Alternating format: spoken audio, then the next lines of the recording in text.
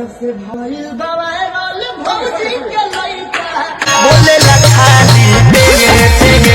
जब से भइल बा वायरल भौजी के लइका बोलेला रोज टेंगे टेंगे है टेंगे टेंगे।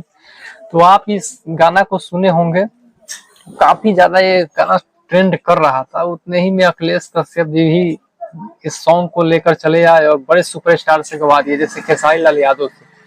उनको ऐसा नहीं करना चाहिए, क्योंकि एक छोटा सिंगर है गोलू करके, वो थोड़ा उभर रहा था और जिस चैनल पे वो गा रहा था बंदा 2000 1000 व्यूज जा रहा था। रेशियो धरने का जब स्टार्ट हुआ तब खेसारी लाल यादव से अखिलेश कश्यप जी अपने अन्नपूर्णा फिल्म से गाना निकलवा दिए हैं, जिस गाना का नाम है भौजी लेंगे लेंगे।